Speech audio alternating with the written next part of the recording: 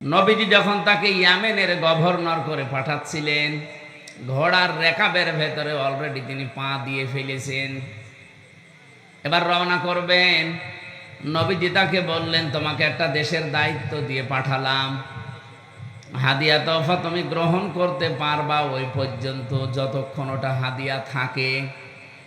কিন্তু কোনো হাদিয়া তোফা যদি ঘুষের পর্যায়ে পড়ে ওইটা আর নেওয়া যাবে না।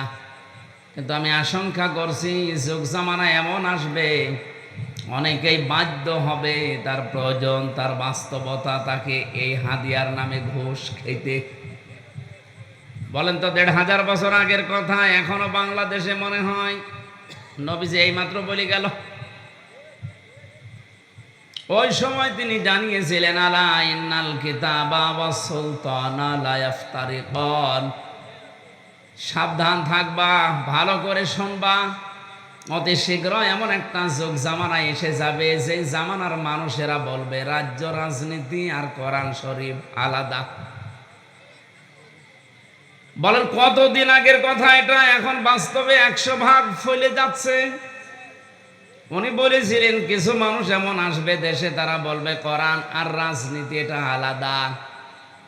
সাফ কথা বলছি, যারা বলেন কোরআনের সাথে রাজনীতির কোনো সম্পর্ক নেই, আপনি যদি কোরআন বিশ্বাসও করে থাকেন আপনি মুনাফিক।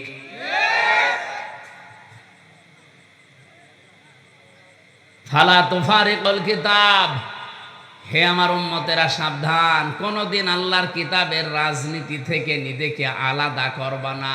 একটা শব্দ যদি ভুল বলি, বানিয়ে বলি, কোনো আলেমকে নিয়ে এসে বসিয়ে রাখেন। নবীজি বলেছিলেন এমন সময় দুনিয়াতে আসবে, ওই জামানার মানুষগুলো কথা বলবে যে কোরআন শরীফ আর রাজ্য রাজনীতি এটা আলাদা।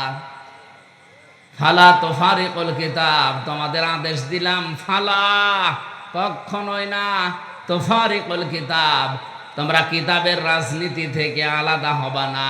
কারণ কোরআনের রাজনীতির বাইরে যারা রাজনীতি করে এরা দুর্নীতিবাজ। বাংলাদেশ জামাত ইসলামী থেকে 18 জন এমপি এই দেশে উপহার দিয়েছিলাম। এ পৃথিবী প্রমাণ করেই দিয়েছে 18 জনের জীবনে 1 টাকা দুর্নীতি পাওয়া যায়নি। এক কথা বলেন না কেন? 2 জন মন্ত্রী ছিল, অণুবীক্ষণ যন্ত্র দিয়েও খুঁজে চায় না, দুর্নীতি পায়নি। মাওলানা মতিউর রহমান নিজামী রহমতুল্লাহ আলাইহি, আল্লাহর এই শহীদ বান্দা মন্ত্রিত্ব চালিয়ে 36 টাকা বেঁচেছিল, রাষ্ট্রকে ফেরত দিয়েছে। বাংলাদেশের ইতিহাসে মনে হয় এই প্রথম। এর আগে কেউ দিতে পেরেছে? বলেন বলেন। শিল্পমন্ত্রী থাকাকালীন আমার কুষ্টিয়াতে যে চিনির কল আছে, সে 1965 সালে এটা তৈরি, আজ পর্যন্ত শুধুমাত্র 3 বার লাভ হয়েছে, তাছাড়া আজ পর্যন্ত কোনোদিন লাভ হয়নি, প্রত্যেক বছর লস হয়েছে। মাওলানা মতিউর রহমান নিজামী যে 3 বছর মন্ত্রী ছিলেন, শিল্পমন্ত্রী, ওই 3 বছর শুধু লাভ হয়েছিল। এই জন্য আমরা গ্যারান্টি দিতে পারি এই দেশে দুর্নীতি মুক্ত করার জন্য জামাত ইসলাম আর শিবিরের বাইরে কল্পনাও করা যায় না। আপনি রাগ করলেন আর ভালো বললেন, আমার দেখার দরকার নেই। সত্য কথা যেটা, এটা আমি বলছি, আপনি চ্যালেঞ্জ দেন। 200-র উপরে উপজেলা চেয়ারম্যান ছিল, সবগুলো দুর্নীতি মুক্ত। 252 জনের উপরে উপজেলা চেয়ারম্যান, ভাইস চেয়ারম্যান ছিল, সবগুলো দুর্নীতি মুক্ত। 1000-এর উপরে প্রায় ইউনিয়ন চেয়ারম্যান ছিল, সবগুলো দুর্নীতি মুক্ত। 1500-র উপরে প্রায় মেম্বার ছিল, একটাও দুর্নীতিগ্রস্ত না। আমি যে তালিকা বললাম বানিয়ে বলি না, এই সবগুলো দেখে দেখে বললাম। বাইরে যত দল আছে আপনি বলেন, তারা তো এই 54 বছরের পালাক্রমে গেছে। একটা মানুষকে দেখান যে তার জীবনে দুর্নীতি নেই। আপনাকে এর চাইতে কি দেখানো লাগবে? এর চাইতে বেশি দেখাতে হলে আমার মানুষ দিয়ে হবে না, জিবরাইলকে নিয়ে আসা লাগবে। এই জন্যই তো আমরা গ্যারান্টি দিতে পারছি। আমিরে জামাত ডাক্তার শফিকুর রহমান হাফিজাহুল্লাহ উনি ঘোষণা দিয়েছে বাংলাদেশে 296 জন অলরেডি প্রার্থী উনি ঘোষণা দিয়ে ফেলেছে, আরো 4 জন বাকি আছে। যদি এই মানুষগুলো নির্বাচিত হতে পারে, 100 টাকা দিয়ে যদি তারা নির্বাচিত হয়, 5 বছর পরে ওই 100 টাকাই থাকবে, 1 টাকাও বাড়বে না। আপনি জিজ্ঞাসা করেন ওনাকে বলেছে কিনা।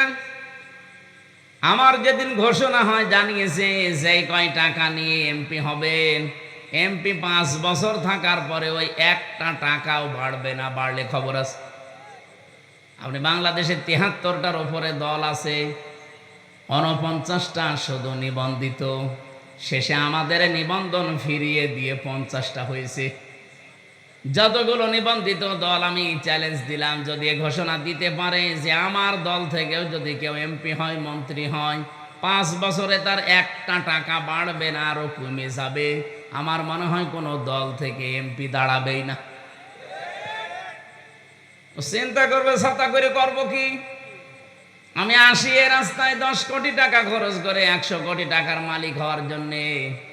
আরে কে ঘোষণা দিল যে 1টা টাকাও নাকি বাড়বে না?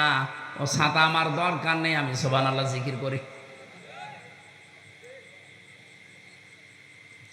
এই ময়দানগুলোতে সত্যি করে বলছি, আমরা কোরআনের কথাগুলো সঠিকভাবে না বলতে বলতে আমাদের অভ্যাসই হয়ে গেছে। এখানে মনে হয় কবরের কথা বলা লাগবে, সে কবরের কথাও তো আপনারা বলতে দেন না। কারণ কবরের ভেতরে প্রথমে আপনাকে নেওয়ার সময় যে কথা আমরা বলি আপনার জীবনের সাথে তো মেলে না। কবরে প্রথম নাম্বারে বলা হবে বিসমিল্লাহি ওয়া আলা মিল্লাতি রাসূলিল্লাহ, আল্লাহর নামে রসুলের দলে তুলে দিয়ে গেলাম। আপনি আল্লাহর নামেও নেই, রসুলের দলেও নেই, এই কথা বলেন না কেন? আন আবি যাররিন রাদিয়াল্লাহু তাআলা আনহু قال قال النبي صلى الله عليه وسلم من ادعى ما ليس له فليس منا وليتبوأ مقعده من النار। মুসলিম শরীফের হাদিস।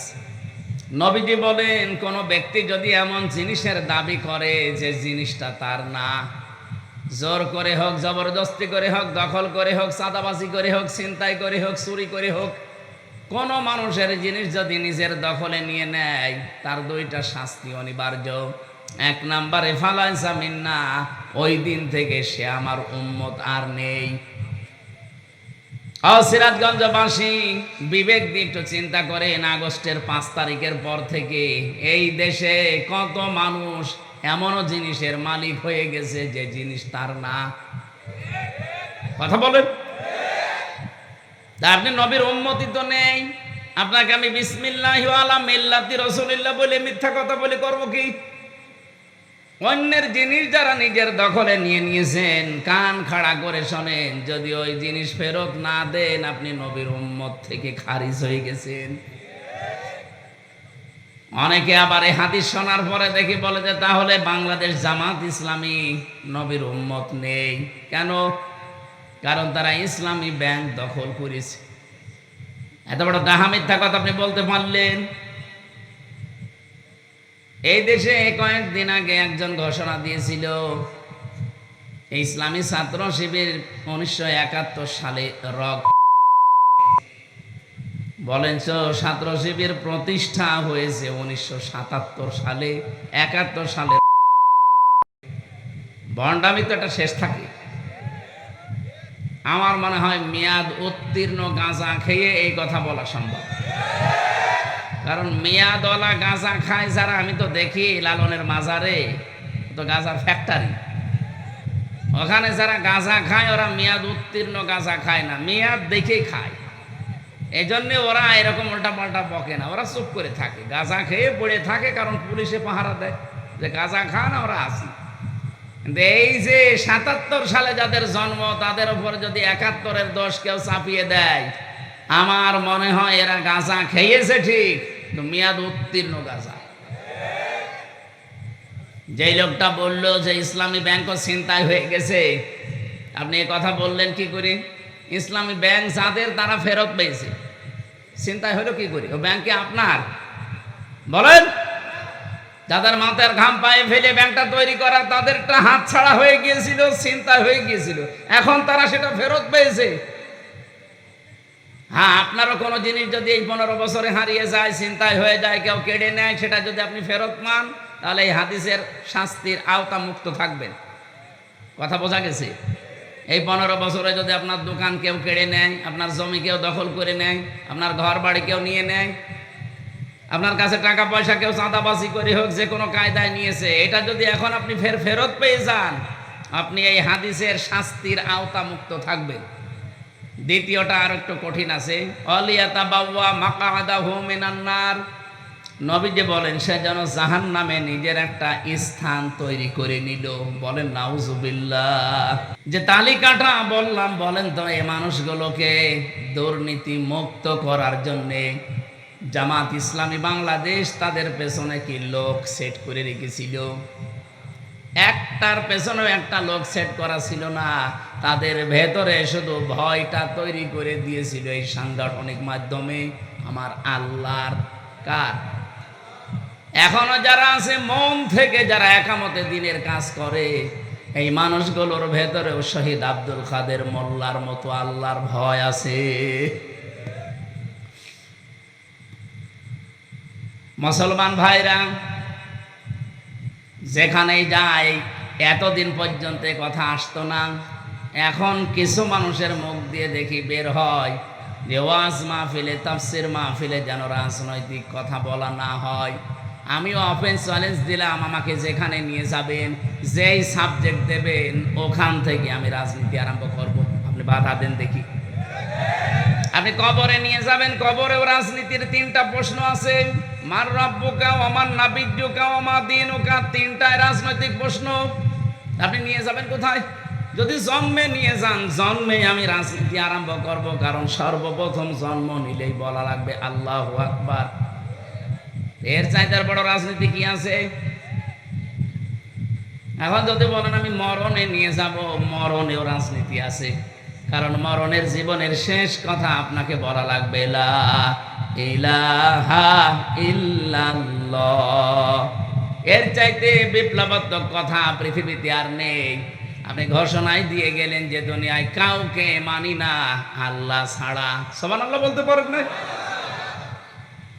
আপনি নিয়ে যাবেন কোথায়? বিয়েতে নিয়ে যাব, বিয়েতেও রাজনীতি আছে কি নেই?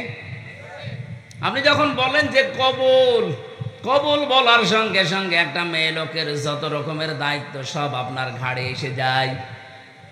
আল্লাহ রাব্বুল আলামিন বলেন, কোন মানুষ যদি মুসলমান হতে চায়, সেও কিন্তু একটা কবুল বলে লা ইলাহা ইল্লাল্লাহ। এই কথার ভেতরে আপনি কয়েকটা জিনিস পাবেন। আমানতু বিল্লাহ কামা হুয়া বিআসমাইহি ওয়া সিফাতিহি ওয়া ক্বাবিলতু জামিআ। আমি কবুল করে নিলাম আল্লাহর যত বিধান আছে সব।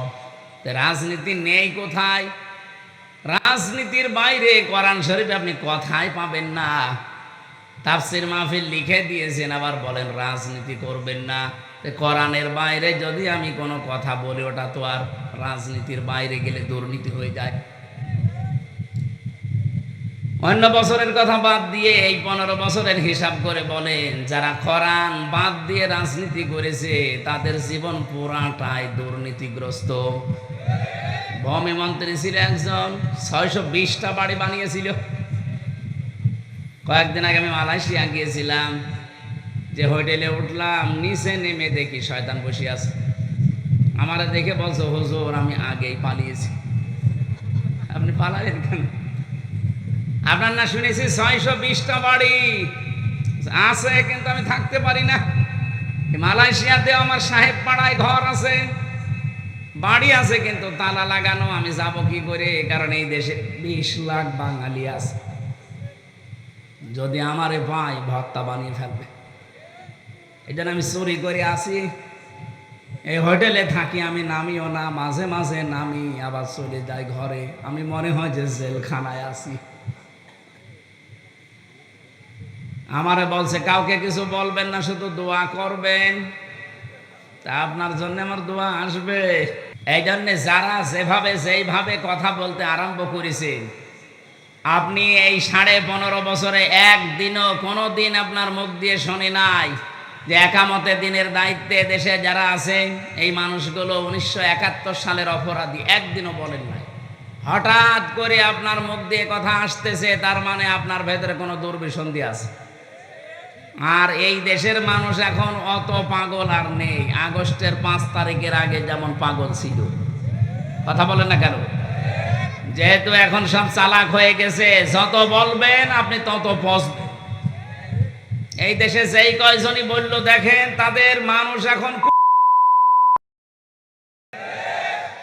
যারা 71 শুরু করেছিল দেখেন এই যে কিশোরগঞ্জের ফজু পাগলায়, ফজলুর রহমান পাগল, ডাকরাম ফজু পাগলা।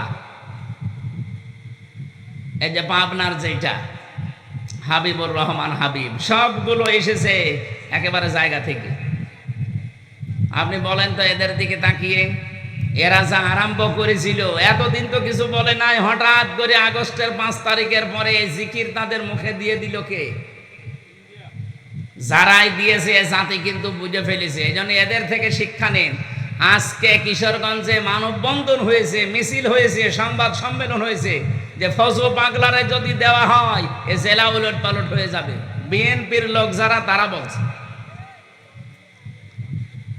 পাবনাতে হাবিবুর রহমান হাবিবের নামে সংবাদ সম্মেলন করেছে আর এক দল, যে ওরে যদি দেওয়া হয়, ও এসেছে ছাত্রলীগ থেকে, ওরে দিলে আমাদের এই জেলা উলট পালট করে ফেলবে। তা আপনারা জামাত ইসলামী বাংলাদেশের বিরুদ্ধে লাগার কথা বলে আসলে তো সরাসরি লাগেন আপনারা ইসলামের বিরুদ্ধে। এ জাতি এখন আমার মনে হয় পাগল, যদি একটু ভালো হয়ে যায় সবই বুঝে ফেলে। এই জন্য এরকম পাগলামি যেন আর কেউ না করে। এ এলাকায়ও যদি এরকম পাগল থাকে, সিরাজগঞ্জে না রেখে পাবনায় পাঠিয়ে দেবে। কি কথা বলেন না কেন? পাগল বাইরে থাকলেই সমস্যা।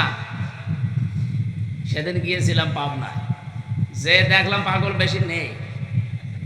কর্তৃপক্ষের একজনের সাথে কথা বললাম, বলছে হয়তো পাগল ছিল কিন্তু সব চলে গেছে, আবার যদি পান পাঠাবে। তা আমার মনে হয় সিরাজগঞ্জেরও কিছু মানুষ পাঠানো দরকার, যারা শুধু ওই 47, 52 আর 71 নিয়ে পড়ে আছে, 24-এর কথা তাদের মুখে নেই। এমনও ঘোষণা তারা দিচ্ছে যদি আমরা চেয়ার পাই 24 বলে কিছু থাকবে না। এমন এমন কথা তারা জানায়, যদি এখনই চেয়ার পেলে 24 না 25ও রাখবে। বলেন, আমার যে তেলাওয়াতকৃত আয়াত, আল্লাহ বলেন, হে নবী কি ভয় দেখায় ওরা? আমি আপনাকে কসম দিয়ে বললাম, আনতা হাইল্লুম বিহাদাল বালাদ, আপনি এই নগরীর বৈধ নাগরিক। এই 54 বছরে বাংলাদেশ জামাত ইসলামী প্রমাণ করে ফেলেছে এই দেশের সত্যিকার অর্থে ভালোবাসার যদি মানুষ থাকে তো জামাত ইসলামীতে আছে। এরা প্রমাণ দেয়নি? এর চাইতে কি প্রমাণ আপনি নিতে চান আবার বলেন?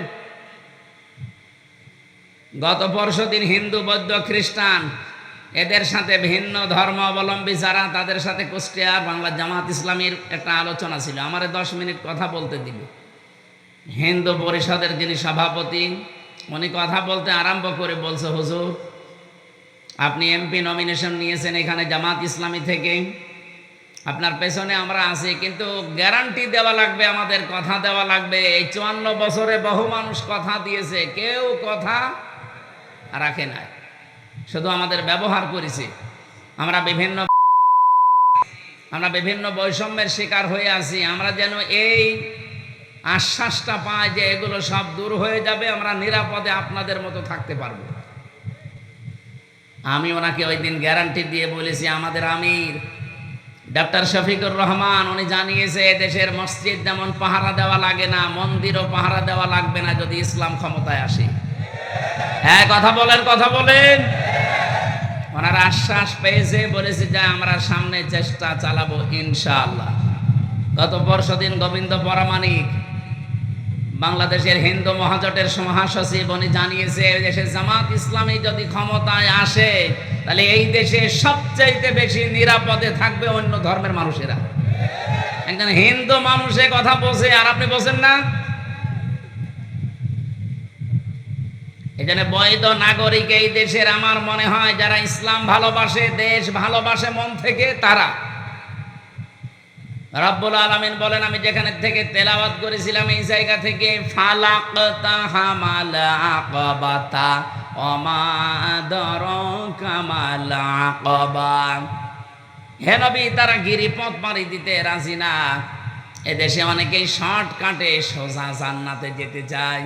শর্টকাটে সোজা জান্নাতে যাওয়ার কোনো রাস্তা আল্লাহ কোরআনে দেয়নি, আল্লাহ আকাবাটা দিলেন। তারা গিরিপথ, দুর্গম পথ, এই কঠিন পথ পাড়ি দিতে এরা রাজি না। অথচ এই গিরিপথ পাড়ি দিয়ে আমি আল্লাহ জান্নাত রেখে দিয়েছি। বলেন সুবহানাল্লাহ। গিরিপথটা কি? যারা সত্যিই একেবারে শুরু থেকে শেষ পর্যন্ত কোরআন একবারও পড়েছে, তারা এই গিরিপথে পা বাড়িয়েছে। গিরিপথের বর্ণনা আল্লাহ দিচ্ছেন এই দুর্গম পথটার। 1 নম্বরে ফাক্কু রাকাবা। ফাক্কুন মানে মুক্তি, রাকাবা মানে দাস। যারা দাস মুক্তির জন্য দুনিয়াতে কাজ করে, এই আয়াতের একেবারে শেষের দিকে পাবেন উলাইকা সাহাবুল মাইমানা। রব্বুল আলামিন বলেন, এই মানুষগুলোই সৌভাগ্যশালী, এরাই ডানপন্থী, এই মানুষগুলোই সফল হবে। তাহলে প্রথম কর্মসূচি, বাংলাদেশে যদি সফল হতে চান, দুনিয়া আখেরাতে যদি আপনি সৌভাগ্যশালী আল্লাহর দরবারে হতে চান, এই কর্মসূচি এই দেশে হাতে নেওয়া লাগবে। আর আমি কোরআনের সাথে মিলিয়ে দেখলাম বাংলাদেশ জামাত ইসলাম এটা হাতে নিয়েছে। ফাক্কু রাকাবা মানে কি বললাম? দাস মুক্তি। যেহেতু বাংলাদেশে দাস প্রথা নেই, তাহলে আয়াত কি করবেন? ওই জামানায় মানুষ বেচা কিনা চলতো, মানুষ মানুষকে দাস বানিয়ে রাখতো। এখন এই সিস্টেম নেই, কিন্তু এই আয়াতটা তো ব্যাখ্যা করা লাগবে। এখন ব্যাখ্যায় নিয়ে আসতে হলে এভাবে নিয়ে আসতে হবে আপনাকে। পৃথিবীতে মানুষ হয়ে যারা মানুষের দাসত্ব করে, মানুষের গোলামি করে, এখান থেকে যারা মানুষকে মুক্ত করে আল্লাহর গোলাম বানাতে চায়, আল্লাহর দাস বানাতে চায়, তারা এই দেশে সফল হবে। আর এটা বাংলাদেশ জামাত ইসলামী করছে। তারা চায় জমিন আল্লাহর, এখানে আইন চলবে আল্লাহর। সাফ কথা বলছি, বাংলাদেশে যারা আল্লাহর আইন বাদ দিয়ে মানুষের তৈরি করা আইন যারা কায়েম করতে চান, আপনি মরে গেলে জান্নাত পাবেন না, এটাই ফাইনাল। কারণ আপনি কোরআনের 918টা আয়াত মানেন না। কয়টা? 918টা আয়াত আপনি মানেন না। আলা লাহুল খালকু ওয়াল আমরু ইনিল হুকমু ইল্লা লিল্লাহ। এরকম 918 জায়গায় পড়া কোরআনে আমি পেয়েছি। যারা মানুষের তৈরি করা আইন কায়েম করার জন্য দল করেন, চেষ্টা করেন, আপনি জাহান্নামী। আর কারো ফতোয়া লাগবে না। এই যে কাদিয়ানীরা, এরা কি জান্নাতি না জাহান্নামী? বলেন বলেন। কেন? ওরা কোরআন শরীফ কি পড়ে না? ওরা কি নামাজ পড়ে না? কোরআনের 6666টা আয়াতের ভেতরে সবগুলোই তারা বিশ্বাসও করে, কম বেশি মানেও। শুধুমাত্র সূরা আহজাবের 40 নম্বর আয়াতের 4 ভাগের 1 ভাগ একটা শব্দ মানে না, বিশ্বাসও করে না, মানেও না। মা কানা মুহাম্মাদুন আবা আহাদিম মির রিজালিকুম ওয়ালাকির রাসূলুল্লাহি ওয়া খাতামান নাবিয়্যিন। ওরা বলে মা কানা মুহাম্মদ ঠিক আছে, আবা আহাদিম মির রিজালিকুম তাও ঠিক আছে, মানলাম। ওয়ালাকির রাসূলুল্লাহ এটাও ঠিক আছে, কিন্তু খাতামান নাবিয়্যিন উনি যে শেষ নবী এটা মানে না। ওরা বলে শেষ আর, কিন্তু আইন আমরা বানিয়ে চালাবো। সে কোরআনের 1 আয়াতের 4 ভাগের 1 ভাগ না, অলরেডি 918টা আয়াত সে মানে না। সে তো কাফেরের বাপ। বলেন, আমি আপনাকে বাঁচাতে চাই, আমার নিজের কোনো স্বার্থ এখানে নেই। কোরআনের চোখ হাদিসের চোখ লাগিয়ে দেখতে পাচ্ছে আপনি জাহান্নামে যাচ্ছেন, ফিরে আসেন। এরপরও যদি কারো মন মানসিকতার পরিবর্তন না হয়, আমির হামজা না, আমির হামজার বাবা না, আমার মনে হয় কাবার ইমাম যদি এখানে ওয়াজ করে আপনার কিছুই হবে না। নবীজির মুখে ওয়াজ শুনেছিল আবু সেহেল আর আবু বকর, দুইজনের নামের আগে আবু আছে। এক আবু কোরআন শোনার পরে জান্নাতি হয়ে গেছে, আবু বকর সিদ্দিক। আর এক আবু কোরআন শোনার পরে ওর ঈমান বাড়ে নাই, ওর শয়তানি বেড়ে অলরেডি জাহান্নামী হয়ে গেছে। কথা বলেন না কেন? প্রথম আবু হয়ে গেলেন সিদ্দিক, উনি তো আবু বকরই ছিলেন। সত্যকে সত্য শোনার পরে, জানার পরে যখন দ্বিধাহীন চিত্তে মেনে নিলেন যে না, আমার কোনো প্রশ্ন নেই, নবীজি বললেন তোমাকে আজকে আমি আর খালি হাতে ফেরত দেব না। মেরাজের মতো এত বড় কঠিন কাহিনী যখন বিশ্বাস করে ফেলেছো, আজকে থেকে তোমার নামে একটা লকব লাগিয়ে দিলাম, তুমি শুধু আবু বকর না, আবু বকর সিদ্দিক। ও সিরাজগঞ্জবাসী, সত্যকে সত্য জানার পরে যারা সত্যিই মেনে নিতে পারে প্রশ্ন ছাড়া দ্বিধাহীন চিত্তে, তারা কিয়ামতের দিন আবু বকর সিদ্দিকের সাথে জান্নাতে থাকবে। আর যারা সত্যকে সত্য জানার পরও আবু জেহেলের মতো মানে না, ওই মানুষগুলো কিয়ামতের দিন জাহান্নামে থাকবে আবু জেহেলের সাথে। এদেশে কর্মসূচি সবার আছে কম বেশি, কিন্তু কোরআন কেন্দ্রিক এই 5টা কর্মসূচি জামাত ইসলামী বাংলাদেশে আছে। এরা চাই মানুষকে আমরা মানুষের তৈরি করা আইন থেকে, গোলামি থেকে মুক্ত করে আল্লাহর গোলাম বানাতে চাই। যদি এই কর্মসূচি জামাত ইসলামী বাংলাদেশে না থাকে, এই জামাত করারও দরকার নেই। এই কথা বলেন কেন? আমরা কোনো ব্যক্তির গোলাম হতে চাই, কোন দলের গোলাম হতে চাই? আমরা গোলাম হব কার? কিন্তু যেই দলের ভেতরে কোরআনে কারিমের বর্ণিত এই গুণগুলো আমরা পাবো, মাস্ট বি আবু বকরের মতো সেখানে যাব। তাহলে আজকে থেকে সিদ্ধান্ত আপনার উপরে। 73টা দলের ভেতরে যারা আল্লাহর তৈরি করা আইন কায়েমের জন্য চেষ্টা চালায়, যারা মানুষকে দাস মুক্তি করতে চায়, মানুষের গোলাম থেকে আল্লাহর গোলাম বানাতে চায়, আপনি চোখ কান বুঝে তাদেরকে সাপোর্ট করবেন। যেই দল পাবেন এরকম সেই দলে যাবেন। আমি আপনাকে জামাত ইসলামী, ইসলামী ছাত্র শিবির, ইসলামী ছাত্রী সংস্থা করতে বলছি না, কিন্তু কোরআনে বর্ণিত এই নিয়মটা যেখানে পাবেন সেখানে যাবেন। আমি জামাতে পেয়েছি, জামাতে গেছি। কোন দলের ভেতরে এই কর্মসূচি আমি পাইনি। 2 নাম্বারটা কি?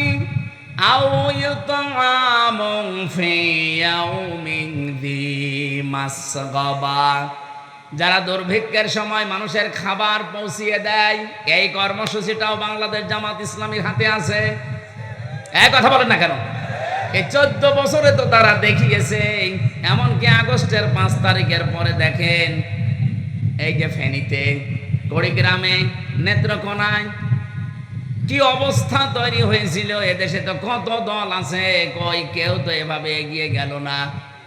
65 বছরের মুরব্বী ডাক্তার শফিকুর রহমান এই পর্যন্ত পানির ভেতরে নেমে খাবার পৌঁছিয়েছে।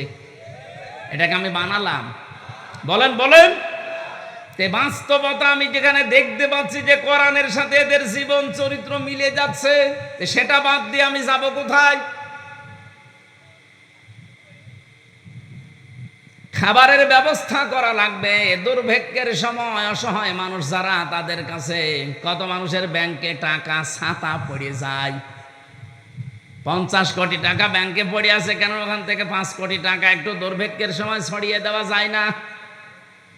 কি করবেন টাকা নিয়ে? এখন যদি চোখ বন্ধ হয়ে যায়, এই টাকায় আপনাকে জাহান্নামে নেওয়ার কারণ হবে। আর না, আপনাকে বলে করবো, আপনি তো জাহান্নামে বিশ্বাস করেন না, আপনি তো জাহান্নাম আছে এইটাই বিশ্বাস করেন না, আপনাকে বলে করব কি? আমরা যারা অন্তত বিশ্বাস করি তাদেরকে বলছি, এ জীবনে জীবন শেষ না, আর একটা কিন্তু বিশাল জীবন আসতেছে সামনে। ইয়াতীমান দা মাকরাবা, 3 নম্বরে যারা ইয়াতীম, যারা নিজের নিকটের ভেতরে যারা ইয়াতীম, এদের খোঁজ খবর রাখে। বাংলাদেশে কোন দলের কর্মসূচিতে আপনি এইটা পাবেন বলেন? যদিও আমরা যারা জামাত ইসলামী করি এটা 100 ভাগ আমরাও মানতে পারছি না, কিন্তু আমরা চেষ্টা চালাই।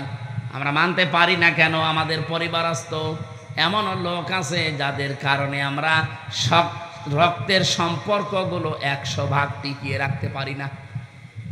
আজ আমার নিজের ভাইয়ের সাথে আমার সম্পর্ক ভালো না, আমার বোনের সাথে আমার সম্পর্ক ভালো না, এটার ভেতরে যতগুলো কারণ আছে, অন্যতম কারণ আমার পরিবারটা। এদের থেকে আমি সাপোর্ট পাই না, এজন্য আমার রক্তের সম্পর্ক দূরে চলে যায়। এরকম পরিবার দেশে নেই? বলেন বলেন। সিরাজগঞ্জবাসী বিশেষ করে মেয়েরা যারা এসেছেন তাদেরকে একটু টাচ দেয়। শুধু নামাজ পড়া, রোজা রাখার, কালো বোরকা পরা ইবাদত না। নবীজি বলেন, কোন স্ত্রী যদি চায় যে আমার স্বামী আরো বেশি দিন বেঁচে থাক, আমার স্বামীর হায়াত বেড়ে যাক, আমার স্বামীর সন্তান সম্পদ আরো বৃদ্ধি পাক, ওই মহিলা যেন স্বামীকে বলে, স্বামী আর যাই করো, রক্তের সম্পর্কগুলো ঠিক রাখো। কিন্তু আজ হাজারো পরিবার এই স্ত্রীর কারণে স্বামী বাধ্য হয় রক্তের সম্পর্ক ছিন্ন করতে। কথা বলেন, কথা বলেন। এই জন্যে আমাদের যে রিপোর্ট বই আছে, দেখবেন এখানে একটা ধারায় লেখা আছে প্রত্যেক সপ্তাহে অন্তত একদিন পারিবারিক বৈঠক করা লাগবে। পারিবারিক বৈঠকে কি আমরা একে অন্যকে কি গোতা দেই? ওখানে কোরআন থেকে হাদিস থেকে পড়ে শোনানো হয়, তালিম করা হয়। অন্তত পরিবারের ভেতরে এই বিশ্বাস যেন জন্ম নেয় যে আমার স্বামী রক্তের সম্পর্কগুলো ঠিক রাখছে আমাদের বাঁচার জন্যেই। ইয়াতিম আংতাম আকরাবা, এই কর্মসূচি আমাদের হাতে নেওয়া লাগবে।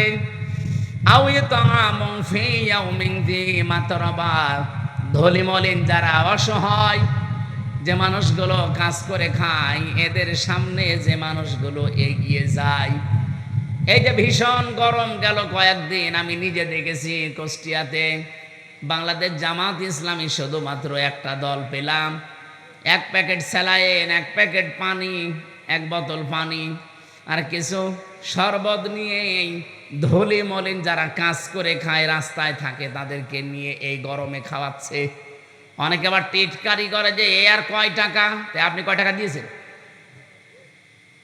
এক বোতল পানি 20 টাকা, একটা স্যালাইন 10 টাকা, 30 টাকা, অন্তত 30টা টাকা করেও তো তারা দিচ্ছে এই গরমে। আপনি কয় টাকা দিয়েছেন?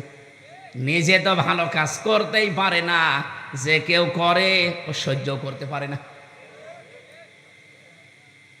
চট্টগ্রামে যে খাল খননের জন্য, পরিষ্কার করার জন্য যারা দায়িত্বে আছে, ওরা বলেছিল 400 কোটি টাকা দেন, আমরা এ কাজ করব।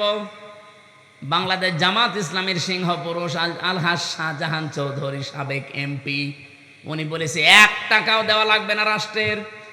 আমরা জামাত ইসলামী 10 টাকা 50 টাকা কালেকশন করে 1 কোটি টাকা দিয়ে এটা পুরা পরিষ্কার করে দেব। অলরেডি দিয়েছেও। তামাম দুনিয়া প্রশংসায় ভাসছে। কিন্তু দুঃখজনক হলেও সত্য, যারা ওই যে 400 কোটি টাকা চেয়েছিল, তারা বলছে না, খাল ভালোভাবে পরিষ্কার হয়নি। জুতা দিয়ে পিটানোর দরকার না। তারা একটা টাকা না নিয়ে নিজেদের টাকা দিয়ে পরিষ্কার তো করেছে, আর তোমার কাছে দিলে তুমি 400 কোটি টাকা খেয়ে ফেলতে। প্রশংসা করার তো দূরের কথা, আরো বদনাম করছে।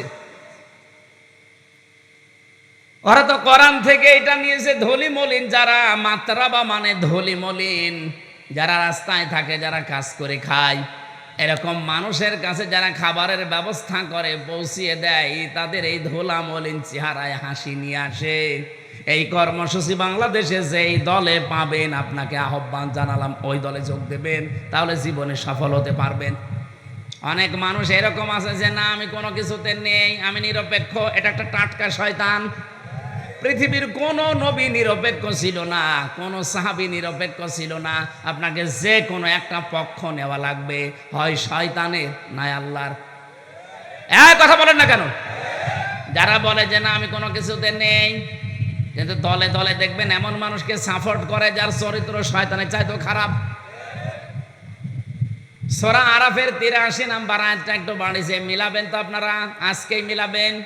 8 নাম্বার পারা 20 নাম্বার পৃষ্ঠায় এটা 3 নাম্বার লাইনে আছে, ফাআনজাইনাহু ওয়া আহলাহু ইল্লাম রাআতাহু কানাত মিনাল গাবিরিন।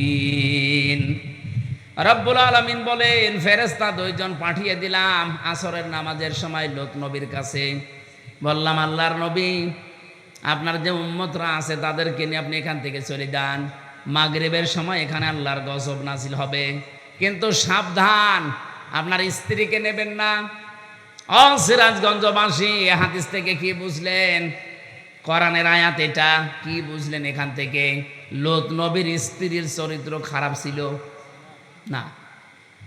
পৃথিবীতে কোনো নবীর স্ত্রীর চরিত্র খারাপ ছিল না, কারণ হারাম রক্তের ভেতরে আল্লাহ নবীদের রক্ত প্রবেশ করার নাই। লূত নবীর স্ত্রীর নিজের চরিত্র ভালো ছিল, সে চরিত্রহীনা ছিল না, কিন্তু সে তলে তলে চরিত্রহীনদেরকে সাপোর্ট করত। এই জন্য আল্লাহ তাকে ধ্বংস করে জাহান্নামে অলরেডি পাঠিয়ে দিয়েছেন। এই আয়াত থেকে আমরা যেটা প্রমাণ পেয়েছি, শুধু নিজে নামাজ পড়লে রোজা রাখলে পর্দা করলে হবে না। দেখা যায় এমন মানুষকে ভোট দেয়, এমন মানুষকে সাহায্য করে, এমন মানুষের পেছনে থাকে, এমন মানুষকে সাপোর্ট করে যার চরিত্র শয়তানের চাইতেও খারাপ, যার জীবনে কোনো আল্লাহর বিধান নেই, যার পরিবারে আল্লাহর বিধান মানে না, সমাজে আল্লাহর বিধান মানে না, অর্থনীতিতে আল্লাহর বিধান মানে না। এরকম আল্লাহ বিরোধী সীমা লঙ্ঘনকারী মানুষকে আপনি সাপোর্ট দেন, আপনার অবস্থা লূত নবীর স্ত্রীর মতোই হবে।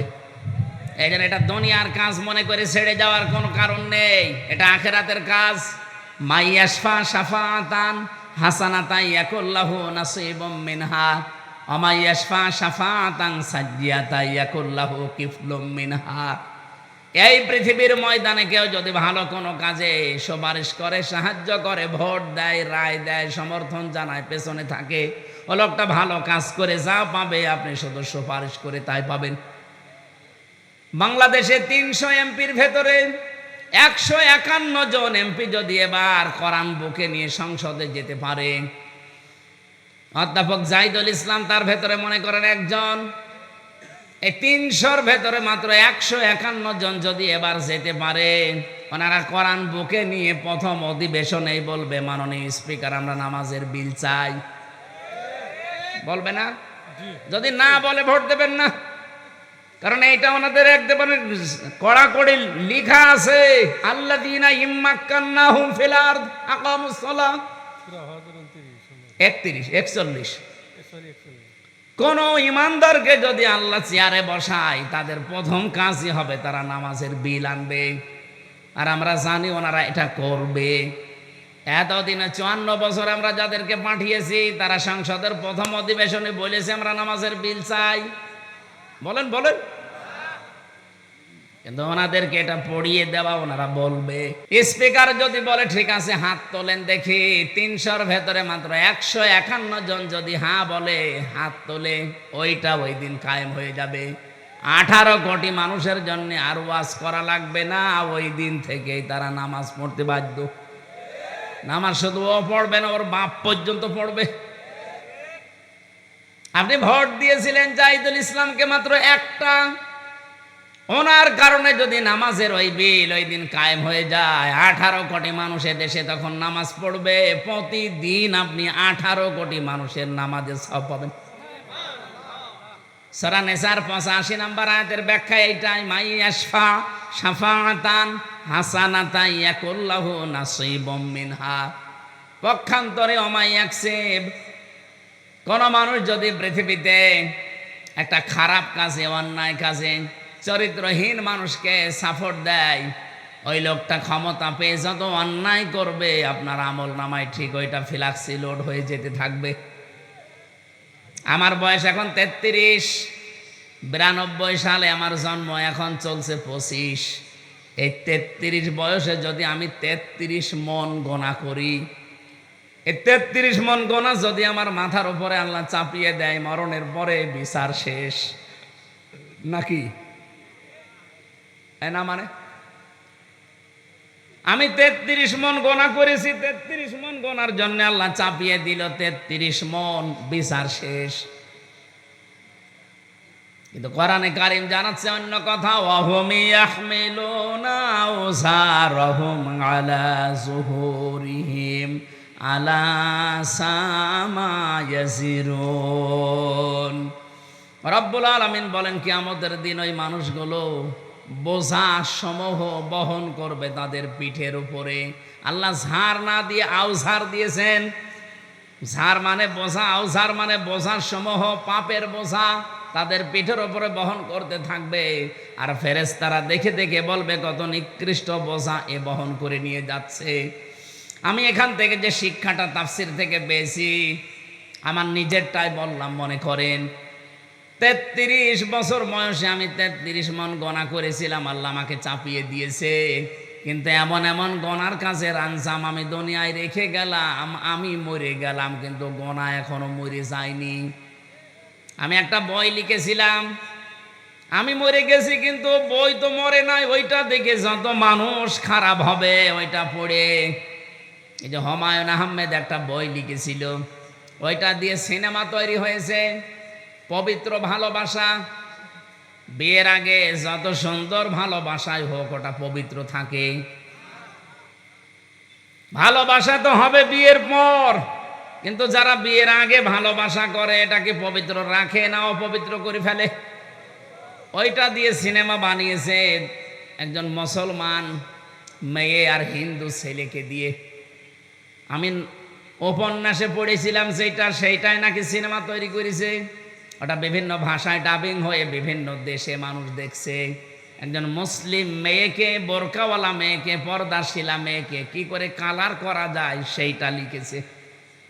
বলেন তো এই লোকটা মরে গেছে কতদিন আগে, কিন্তু এই বইটা তো মরে যায়নি। ওর লিখিত জিনিস নিয়ে যত রকমের কত কিছু তৈরি হবে। আর মুসলমানের ফরজ একটা বিধান পর্দা, এটা নিয়ে বিশ্বের বিভিন্ন মানুষ খারাপ ধারণা করবে। উনি হয়তো 80 বছর বয়সে মরে গেছে, 80 মন গোনা ছিল ওনার। কিয়ামত আসতে আসতে 80 মন থাকবে না, 80,000 মন হয়ে যাবে। আমি তো বাংলাদেশে আয়াত পড়ার পরে দেখি বহু মানুষ এমন আছে নিজের জীবনে হয়তো 100 মন গোনা করেছিল, কিয়ামতের দিন 100,000 মন নিয়ে উঠবে। এই কারণে এই জন্য এমন মানুষকে সাপোর্ট করা ঠিক না, তার পেছনে থাকা ঠিক না। আপনি হয়তো মরে গেলেন, সেই লোকটাও মরে গেল, কিন্তু সে এমন এমন কাজের আঞ্জাম দিয়েছে। আমরা শুধু শুনি যে সাত গায়ে জারিয়া, না, শুধু সাত গায়ে জারিয়া নেই, গোনায় জারিয়া আছে। কি কথা বলেন? খালি মরে গেলে সাত গায়ে জারিয়া সব যেতে থাকে, সুবহানাল্লাহ আলহামদুলিল্লাহ পড়লাম। আরে ভাই, গোনায় জারিয়াও তো আছে। আমি এমন একটা দল তৈরি করলাম, আমি মরে গেছি কিন্তু দল তো মরে যায়নি। ওই দলে যারা আছে তারা সাদাবাজি করে না, এরকম দল দেশে নেই? আসতে বলেন।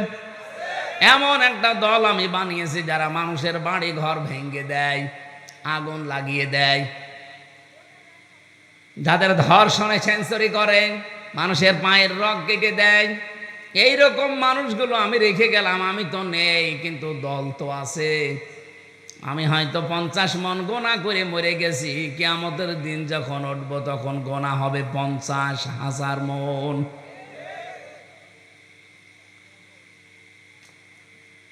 আমাদের উচিত এই মুহূর্তে আমাদের সিদ্ধান্ত পাল্টানো।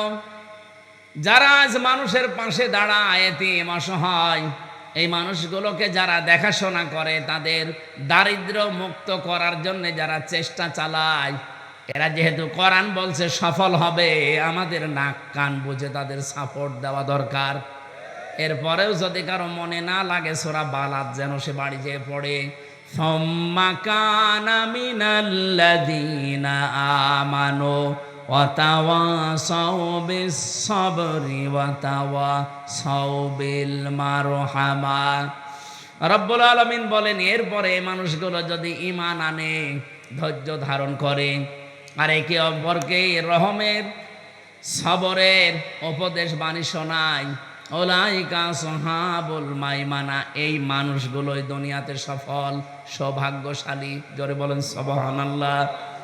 কোরআনে বর্ণিত এই 5টা কর্মসূচি যেই দলে পাবেন, ওই দলে যোগ দেওয়ার জন্য আপনাকে আমি হাতে পায়ে ধরে বলছি, কারণ আল্লাহ বলেন এরা সফল। ওয়াল্লাযীনা কাফারু বিআয়াতিনা, আর যারা কাফের, আল্লাহর আয়াতকে যারা মিথ্যা প্রতিপন্ন করে, আল্লাহর আয়াতের সাথে যারা গাদ্দারি করে, সীমা লঙ্ঘন করে, কোরআনে কারীম বলে উলাইকা আসহাবুল আলাইহিম নারুম মুসাদা, তাদের উপর আমি জাহান্নামের আগুনগুলো স্থায়ী করে দেব। হুমা আসহাবুল মাশআমা, এইগুলোই দুর্ভাগা, এই মানুষগুলোই হতভাগা। এদের দুনিয়া আখিরাত দুইটাই ধ্বংস হয়ে গেছে। আল্লাহ আমাদের এরকম হতভাগ্য যেন না করেন, বলেন আমিন। আফসোস লাগে আমার কোরআনের আয়াত দিয়ে ব্যাখ্যা করে করে কথা বলার পরও মানুষের মন আমি পাই না। আমার মনে হয় নবীজি যদি এখন আসতেন, কোরআনের সূরা বালাদ থেকে তাফসীর করলে বহু মানুষ নবীকে পর্যন্ত রাজাকার বলে গালি দিত। বলেন, ইন্নাল্লাযীনা কাযযাবু বিআয়াতিনা ওয়াস্তাকবারু আনহা, নিশ্চয় যারা আল্লাহর আয়াত শোনার পরে মিথ্যা মনে করে, ওর বিশ্বাস হতে চায় না, ওয়াস্তাকবারু আনহা, এবং অহংকার করে মুখ ফিরিয়ে চলে যায়। আমার তো মনে হচ্ছে ১৫০০ বছর আগে না, বাংলাদেশের কিছু মানুষের চরিত্র দেখে আল্লাহ মনে হয় এই মাত্র আয়াত নাজিল করছে। দেখেন কত মানুষ এই চরিত্রের এখন এই দেশে আছে, আল্লাহ আয়াত শোনার পরে বিশ্বাস করা দূরের কথা, মিথ্যা প্রতিপন্ন করে, মনে করে না এরকম কথা থাকার কথা না, মানে টেনে টেনে বলছে। আমি যদি কোরআনের কথা নিজের দিকে টেনে বলি, আমি যদি বানিয়ে বলি, তা আমার সহ আল্লাহ আগে কেটে দেবে। দুনিয়ার এই কিছু দিনের জন্য আমি আমার এত বড় ক্ষতি করব, আমাকে কি পাগলা কুত্তায় কামড় দিয়েছে? আল্লাহর আয়াত শোনার পরে যাদের বিশ্বাস হতে চায় না, মিথ্যা প্রতিপন্ন করেন, আবার অহংকার করে ঘাড় ঘরান, সাফ কথা শোনেন। আল্লাহ পাক বলেন, লা তুফাত্তাহু লাহুম আবওয়াবুস সামা, তাদের জন্য আকাশের একটা দরজা খোলা হচ্ছে না, হবে না। তুফাত্তাহু এটা মজারে, বর্তমান, ভবিষ্যৎ, প্রেজেন্ট, ফিউচার, বাবের বহু বছর, আবওয়াব, একটা দরজা আপনার জন্য খোলা হচ্ছে না, হবেও না কোনোদিন। ওয়ালা ইয়াদখুলুনাল জান্নাহ, আপনি জান্নাতেও যেতে পারছেন না, পারবেনও না, এইটাও মজারে।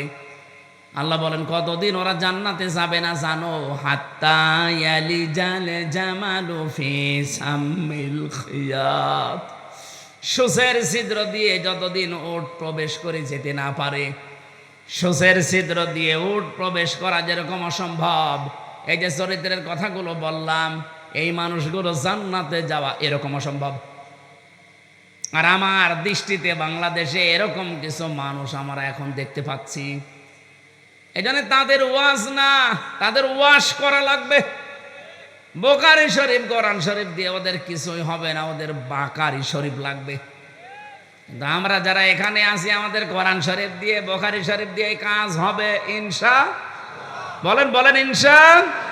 ওয়াকাযালিকা নাজজিল মুজরিমিন, আল্লাহ পাক বলেন আমি মুজরিম, পাপিষ্ট যারা, এই মানুষদেরকে এইভাবে শাস্তির আওতায় আনবো। লাহুম মিন জাহান্নামা মিহাদু ওয়া মিন ফাওকিহিম গাওয়াশ ওয়াকাযালিকা নাজজিজ জালিমিন। আল্লাহ একটা ধরন দিলেন আযাবের, যে কিভাবে শাস্তি দেব দেখো। এদেরকে কবরে রেখে আসবে মানুষেরা, কবরের উপরে আমি আল্লাহ জাহান্নামের চাদর লাগাবো আর নিচে আগুন লাগাবো। যতই উপরে ফুল দেন না কেন, আল্লাহ পাক বলেন নিচ থেকে আগুন লাগাবার উপরে জাহান্নামের চাদর দিয়ে ঢেকে দেব। এই জন্য আপনাকে আমি সংশোধনের জন্য আহ্বান জানাচ্ছি, ফিরে আসেন এক্ষুনি সময়। কারণ আপনার কোনো গ্যারান্টি নেই, আমারও গ্যারান্টি নেই। বসে আছি, উঠবো সে ভরসা আছে। এই মুহূর্তে কোরআনে বর্ণিত এই 5টা কর্মসূচি যেখানে পাবেন, ছুটে সেখানে যাবেন, সফল হতে পারবেন। কারণ আল্লাহ নিজে জানিয়েছেন, ফালাকতা হামাল আকাবা, হে নবী আপনি দেখবেন এই গিরিপথ, এই দুর্গম পথে আসতে তারা রাজি না, কিন্তু আমি আল্লাহ জানালাম এই পথ পাড়ি দিয়েই আমার জান্নাত। বলেন সুবহানাল্লাহ। আল্লাহ আমি সহ যারা এসেছি, সূরা বালাদের এই কর্মসূচিগুলো আমাদেরকে মেনে চলার তৌফিক এই মুহূর্তে দান করো। বলেন আমিন। আমরা যেন আবু জেহেলের মতো না হয়ে যাই। নবীজির মুখে কোরআন শোনার পরও হেদায়েত পাইনি, ওর শয়তানি যা ছিল আরো বেড়েছে। এই সিরাজগঞ্জে কামারখন্দে সদরে যদি আবু জেহেলের মতো মন কারো থাকে, কোরআনের আলোচনায় ওর আবু বকরের মতো ঈমান বাড়বে না, আবু জেহেলের মতো ওর শয়তানি বাড়বে। দেখবেন আগামী থেকে যারা এসে এরকম কথা বলবে যে তাফসীর হয়েছে না রাজনীতি, তাফসীর মানেই তো রাজনীতি। আলেমরা যদি এ কথা কোনো আলেম বলে, আমারে নিয়ে আসেন, আমি বসবো। যা পড়েছি একটা দুইটা না, বহু তাফসীরের সমন্বয়ে কথাগুলো বলেছি। আল্লাহ আমাদেরকে এই কর্মসূচিগুলো মেনে চলার তৌফিক এবং সফল হওয়ার সুযোগ যেন দান করেন, আমিন। এই বৃষ্টি কাদার ভেতরে বহুক্ষণ বসে আছেন, রাত 12:30 বাজে। আমরা আর টানতে চাচ্ছি না, আমার এখন অনেক দূরে যাওয়া লাগবে, সকালে আবার প্রোগ্রাম আছে। আগামীতে আবার আসলে শীতের ভেতরে আসবো ইনশাআল্লাহ। আল্লাহুম্মা আমিন। লা ইলাহা ইল্লা আনতা সুবহানাক ইন্নী কুনতু মিনাজ জালিমিন। আল্লাহ তাআলা বৃষ্টি মুখর দিনে এই কর্দমাক্ত জায়গায় তোমার যে যুবক বান্দাদের মাধ্যমে আজকের এই আয়োজনটা, তাকিয়ে দেখো কাদার ভেতরে তারা সেই মাগরিবের পর থেকে বসে আছে কোরআনে কারীম শোনার জন্য, বসার জন্য। যারা এত পাগল হয়ে গেছে এদেরকে কোরআনের এই বুঝ দিয়ে দাও, যেভাবে তুমি হযরত ওমরকে দিয়েছিলে।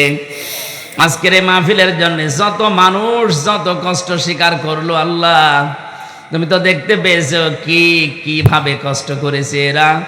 এদেরকে খালি হাতে ফেরত না দিয়ে কিছু না কিছু দিয়ে বিদায় দিয়ে হযরত ওমরের মতো সর্বশেষ হেদায়েত দিয়ে দিও আল্লাহ। এলাকায় মাটির নিচে যারা কবরে আছে এদেরকে তুমি কোরআনের ইজ্জতে ক্ষমা করে দিও। সম্মানিত মা বোনদেরকে রোগ শোক থেকে মুক্ত করো, তাদেরকে তুমি মেহেরবানি করে ফাতেমাতুজ জোহরা, খাদিজাতুল কুবরার মতো বানিয়ে দাও। যুবকদেরকে যে মা পেটে নিয়েছে আল্লাহ, মায়ের পেটও তুমি ধন্য করে দাও। প্রশাসনের যে ভাইরা এসেছেন, নিজেদের বাবা মা আত্মীয় স্বজন ছেড়ে যারা দেশ এবং দশের দায়িত্ব পালন করেন, আল্লাহ তাদের এই দায়িত্বটা ইবাদত হিসাবে কবুল করে নাও। এদেশে এখনো বহু জায়গায় বৈষম্যের শিকার হয়ে আছে। যত বৈষম্য আছে এই সব তুমি দূর করে সংস্কারের মাধ্যমে আয়ুযাক্কিহিম ওয়ায়ুআল্লিমুহুমুল কিতাবা ওয়াল হিকমা, এই আয়াত তুমি বাংলার জমিনে কায়েম করে দাও। জালেমের জেলখানায় 3টা বছর আমি অসুস্থ হয়ে গেছি, আল্লাহ তুমি আগের অবস্থায় আমাকে আবার ফিরিয়ে দাও। সম্মানিত সভাপতি, প্রধান অতিথি, বিশেষ অতিথি যারা এসেছে, যার যতটুকু ঈমান আর আমল আছে আল্লাহ তাকে ওই পর্যায়ে কবুল করে না।